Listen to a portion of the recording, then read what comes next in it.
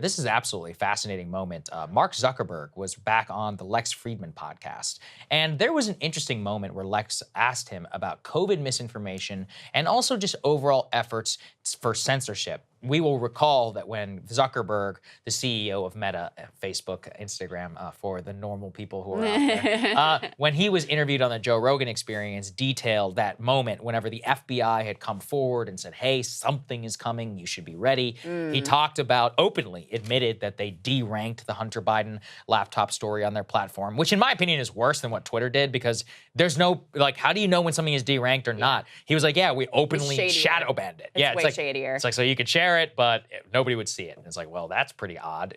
Okay. Within that, Zuckerberg, though, had a fascinating admission around COVID misinformation and censorship that his own platform enacted while the pandemic was going on, talking about how the establishment actually got a lot of facts wrong. Here's what he had to say in that interview. So misinformation, I think, is has been a really tricky one, because there are things that are kind of obviously false, right, that are maybe factual, but may not be harmful. So it's like, all right, are you going to censor someone for just being wrong? It's, if there's no kind of harm implication of what they're doing, I think there's a bunch of real kind of issues and challenges there.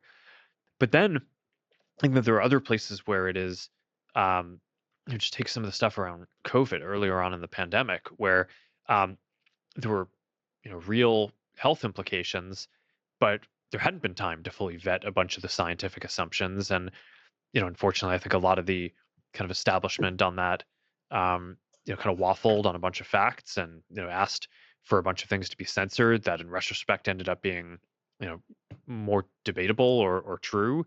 And that stuff is really tough, right? And really undermines trust in that. The problem I always have with Zuckerberg is he says the right things. He'll be like, yeah, look, we got it wrong. But then whenever it comes down to it, he always buckles. And isn't it an impossible situation in many respects? He is literally the CEO of this massive platform with foreign governments constantly demanding censorship, and then his own activist employee base, which also demands it. In my opinion, he originally had it correct. Zuckerberg used to hold up Facebook as the paragon of free speech and said, I am a Jew. I am of a family that was affected by the Holocaust. I will not censor Holocaust denial. In many ways, it's one of the most courageous free speech positions that you can take. And he took a lot of heat for it.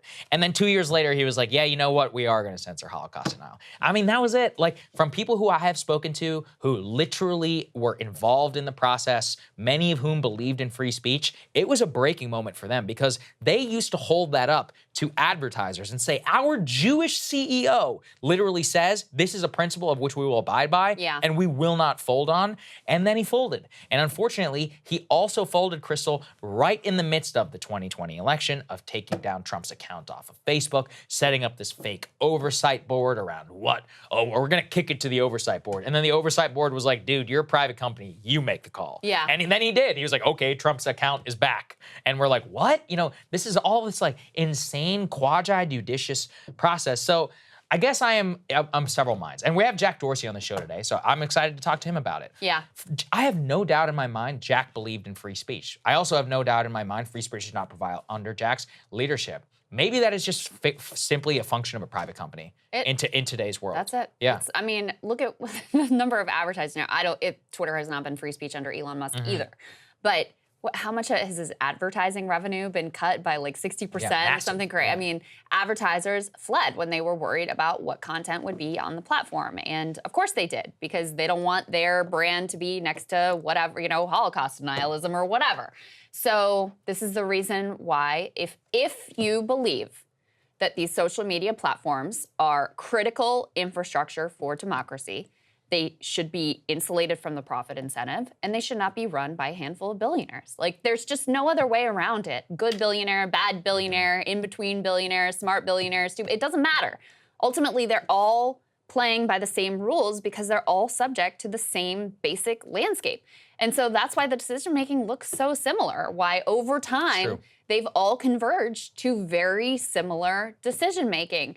It's all because of the, the profit making. And I don't even think like the activist employees or whatever are really the thing. It's the advertisers. Yes. It's the money. If you're going to make money in these companies, you're going to listen to what the advertisers have to say. And that's basically the bottom line here. With regard to COVID, part of why I found these comments so interesting and why I continue to find this topic so interesting is because COVID was such a critical stress test and test case of principles. Because on the one hand, if you have information that is wrong, incorrect, misleading, whatever, it could genuinely be dangerous, right? On the other hand, you have a situation where the facts were wildly unsettled, where there was a portrayal of facts from the government that was at times misleading, at times outright lies, at times they, mistakenly got things wrong. This was all in flux.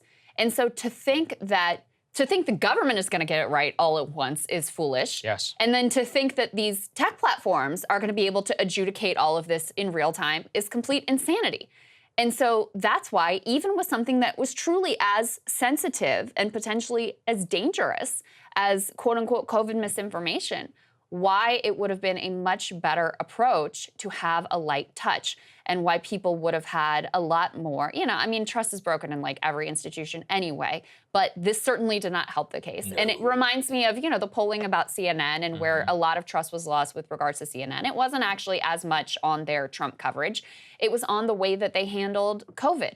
And people felt like, all right, I'm out of here. Like, I'm done. I'm moving on.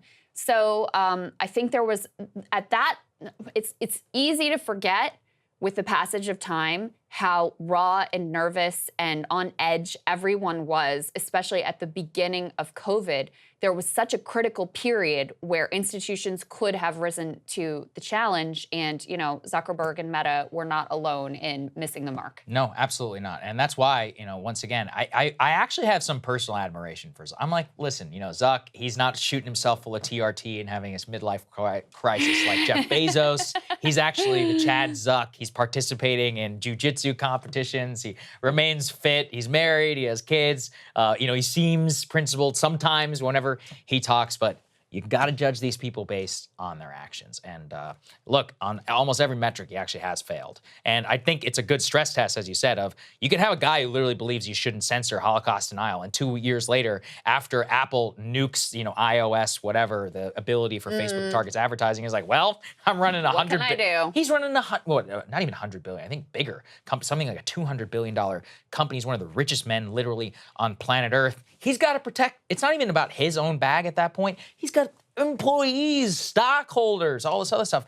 At the end of the day, these people's responsibility is to the company bottom line. Literally, that's what they say as CEO. Well, they're always going to act on behalf of that. With you have a majority advertising supported thing, then ultimately, that's why the decision tree comes back to it. It's why also you and I designed our business so that we can have this big, beautiful studio and not have to worry about advertising. Because if advertising pulled, well, guess what? That's not what paid for this. It was actually our premium subscribers. But at scale, is that even possible?